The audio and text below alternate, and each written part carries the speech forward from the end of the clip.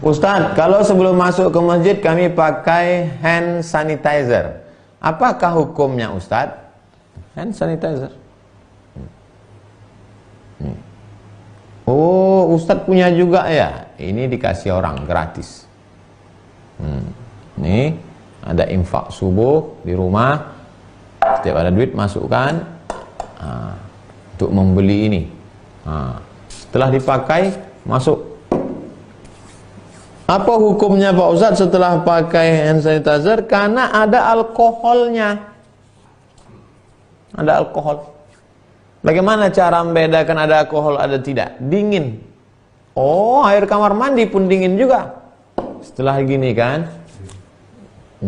kalau rasa perih, itu ada alkohol. Apa hukum alkohol itu? Dua mazhab ulama. Yang pertama mengatakan alkohol itu najis. Innamal khamru wal maisiru wal ansabu wal azlamu rijsun, najis. Sesungguhnya khamar itu najis. Khamar adalah anggur, cairan anggur disimpan di dalam botol. Setelah melalui proses fermentasi muncul satu zat namanya alkohol. Najis katanya. Kalau najis berarti haram. Berarti najis, haram. Itulah dalil kelompok satu yang mengatakan haram. Tapi kata Syekh Atiyah Sokor, Mufti Azhar, saya pakai pendapat ini, mengatakan alkohol tidak najis. Itu tadi ayatnya jelas-jelas najis. Maksudnya adalah perbuatan meminum khamar itu najis. Bukan najis aini, bukan bendanya najis, tapi najis maknawi, perbuatannya. Sama seperti seorang mengatakan, kau main judi tadi ya? Iya, najis main judi. Bukan main judinya itu najis aini, bukan macam daging babi, daging anjing, tapi perbuatannya itu najis. Dia mengatakan kotor perbuatan ini. Mana dalilnya mengatakan bahwa khamar itu tidak najis? Ketika turun ayat pengharaman khamar, rijsun min amali syaitan fajtanibu, sahabat ramai-ramai pulang ke rumah, mereka ambil gentong-gentong tempat khamar, mereka tumpahkan ke jalan-jalan kota Madinah, dan mereka banyak yang menginjak-injaknya. Lalu kemudian setelah kering masuk ke masjid, Nabi tidak melarang. Tak ada Nabi mengatakan itu tadi yang kalian tidak najis. Tidak.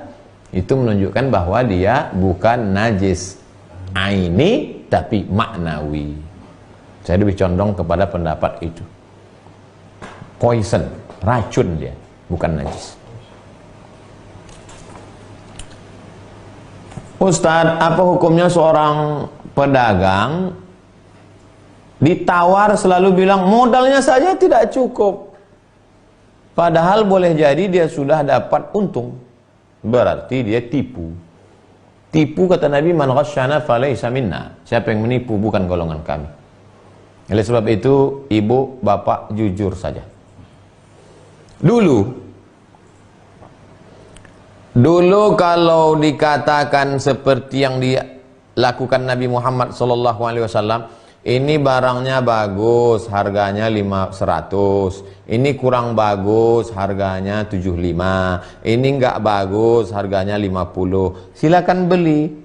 Dulu kalau ceramah Ustadz seperti itu diajak orang. Mana ada pedagang seperti itu? Kalau jualan seperti itu enggak laku lah Pak Ustadz. Buktinya sekarang jualan seperti itulah yang paling laku. Ini buah mangga bagus, 100.000. Ini kurang bagus, 75. Ini yang enggak bagus, 50. Pembeli silakan pilih. Itu yang dipilih orang zaman sekarang. Adapun yang mencampur antara yang tak bagus dengan bagus, dibilangkan murah, pulang ke rumah dibelahnya busuk, apa kata dia? Inilah terakhir aku beli sini, tak akan lagi. Itu maka umat Islam nih barang dagangannya tak laku. Kenapa? Menipu. Oleh sebab itu jangan tipu-tipu. Tunjukkan saja, ini sekian, buat harganya, ini sekian, ini sekian. Man ghasyana falaysa minna. Siapa yang menipu bukan golongan Nabi Muhammad, bukan umat Muhammad sallallahu alaihi wasallam. Dari Pak Rafa, Ustadz, kalau di bulan Sya'ban saya mulai baca Quran dari juz pertama. Pas mau Ramadan baru dapat 2 juz. Ini namanya gaya slow. Apakah saya mulai dari juz pertama lagi ketika awal Ramadan atau lanjutkan? Lanjutkan saja Pak. Karena membaca Quran itu tidak mesti tengok bulan, Bapak lanjutkan saja. khatam. Jadi baca Quran itu yang dikejar adalah khatamnya. Imam Malik bin Anas kalau sudah masuk bulan suci Ramadan, ditutupnya kitab hadis, mereka fokus pada baca Quran. Baca Quran di bulan suci Ramadan mengejar khatam. Makanya ulama itu, karena Muhammad bin Idris Asy-Syafi'i yukhtimul Qur'ana fi Ramadan 60 khatamah. Imam Syafi'i 60 kali khatam. Jadi bulan suci Ramadan orang ngejar banyak-banyak khatam.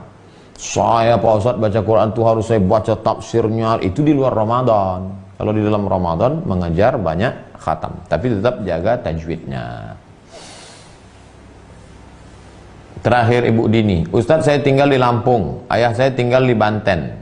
Sahkah pernikahan saya ketika saya menggunakan wali hakim karena ayah kandung saya tidak mau mewalikan anaknya? Ibu nikahnya jangan nikah di catatan sipil, jangan nikah dengan wali yang tak jelas, nikahlah dengan wali kantor urusan agama. Pak Kua, ayah saya di Banten, dia tak mau mewalikan, jaraknya sudah lewat jarak qasar sholat. Berapa jarak qasar sholat? 89 km, 2 marhalah.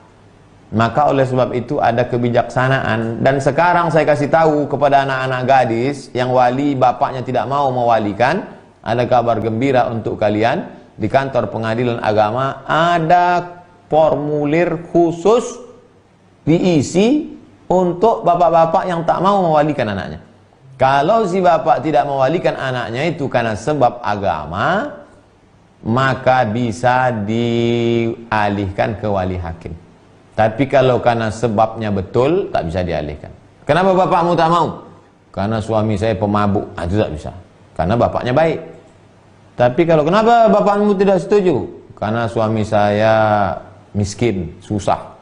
Nah, itu termasuk penyebab yang menyebabkan bisa beralih perwalian ke wali hakim. Hakim yang menentukan. Fasultanu waliyun man la waliyalaha. Wali hakim menjadi wali bagi perempuan yang tak punya wali. Wallahu a'lam bissawab. Assalamualaikum Ustaz. Waalaikumsalam warahmatullahi wabarakatuh. Saya bekerja di perusahaan menyimpan pendapatannya di bank dan ada pendapatan bunganya. Apakah gaji saya tersebut bagian dari riba tersebut? Bapak bekerja di perusahaan itu halal. Perusahaan itu halal. Kerja bapak juga halal. Kerja bapak halal, perusahaan itu juga bidangnya halal, hanya saja dia menyimpan duit di bank konvensional. Maka yang haram hanya bunganya itu saja. Bunganya itu mestinya, kalau orang menyimpan uang di bank konvensional, bunganya itu diserahkan ke masalih ammah, lembaga yang dinikmati orang banyak. Sahabat-sahabat yang mau bertobat dari bank konvensional, ini kebetulan banyak sahabat-sahabat jamaah kita yang sedang susah karena tidak bisa bekerja beberapa hari corona ini, maka serahkan pada mereka, kumpulkan dalam bentuk sembako. Mulailah kita setiap masjid, setiap komunitas, setiap alumni, setiap apapun namanya, coba buat beras 10 kilo, minyak 1 kilo, gula 1 kilo, kopi, teh, makanan pokok, roti, bungkus, buat. Saya sendiri di masjid saya patok 1 paket 300.000, bagi-bagikan. Begitu cara kita menolong saudara-saudara kita. Termasuklah uang dari bank konvensional ini. Apakah gaji saya ini haram Pak Ustadz? Tidak. Sama seperti saya membeli makanan di rumah makan. Assalamualaikum Ibu, tukang jual rumah makan nasi uduk. Saya beli nasi sebungkus. Pas dia mau ngasih nasi sebungkus, saya tanya dia, Ibu nabungnya di bank konvensional apa bank syariah Bu? Nggak ada urusan. Karena saya membeli nasi dia. Begitu juga dengan bapak. Bapak bekerja, kerjaannya halal. Adapun dia menyimpang duit di mana, itu urusan dia. Ibu Titi, Ustadz, ada sebuah keluarga di mana suami istri sering bertengkar. Setiap kali ribut, suami selalu berkata, kalau gitu kita cerai aja. Apakah kata-kata itu sudah jatuh talak? Ibu Titi tanya sama suaminya, Bang, kau ada niat talak atau tidak? Kalau kata dia ada niat, berarti sudah jatuh talak 1. Udah hampir 10 kali Pak Ustadz, berarti udah jatuh talak 3. Kalau sudah jatuh talak 3, maka ibu tidak bisa lagi balik ke bapak sebelum ibu nikah dulu dengan laki-laki lain. Tidak hanya sekedar akad, mesti berhubungan kelamin. Hatta tadzuqa usailataha wa tadzuqi usailatahu. Nah, jadi jangan main-main tentang ucapan-ucapan talak ini.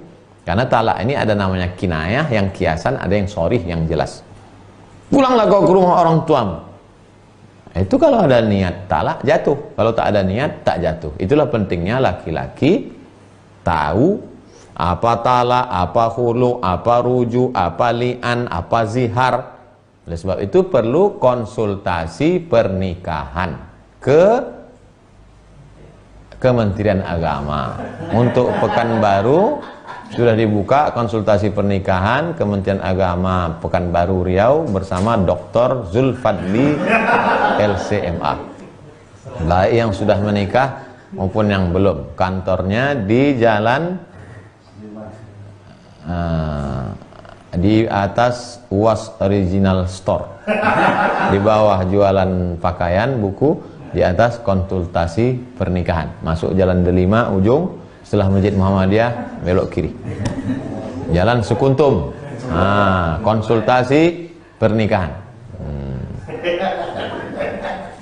Nanti insya Allah akan keluar buku judulnya 44 Tanya Jawab Pernikahan. Kita akan bedah buku nanti insya Allah di Islamic Book Fair tahun 2021. Bukunya akan ditulis oleh konsultan pernikahan Ustadz Dr. Zulfadli. Nantikan bukunya 44 Tanya Jawab Pernikahan. Itulah kajian kita malam ini, mudah-mudahan bermanfaat. Terima kasih segala perhatian. Mohon maaf segala kesilapan dan kekhilafan. Allahumma 'allimna ma yanfa'una wanfa'na bima 'allamtana. Ajarkan pada kami yang kami tak tahu, yang sudah kami tahu ni buat bermanfaat untuk kami ya Allah. Allahumma dafa'na al-ghala wal waba wal fahsya wal riba wal zina wal munkar. Selamatkan negeri kami dari malapetaka, bencana, musibah, bil khusus wabah corona ini. Waj'alna minas sabirin, jadikan kami orang-orang yang sabar. Waj'alna minal khashiin, jadikan kami orang-orang yang takut. Wassallallahu ala sayyidina Muhammad wa ala alihi wasallam. Walhamdulillah rabbil alamin. Besok kita ketemu lagi dalam pembahasan khusyuk dan tawadhu. Terima kasih. Wassalamualaikum warahmatullahi wabarakatuh.